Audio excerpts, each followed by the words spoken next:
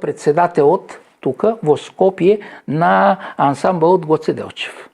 И ми вели така. Сега имаме таква идея да ставиме поча во Лисиче за Никола Вапцаров. Добро, викам, отлична идея. Повързал се с градоначалникът Моцунски, е рекал, но това сега мора да мине преко тендер, не знам шо. По това се повързал веќе за славенето на годишната на Вапцаров, къде беше во Газибаб, али беше некъде, има споменик, направен пред 10 години.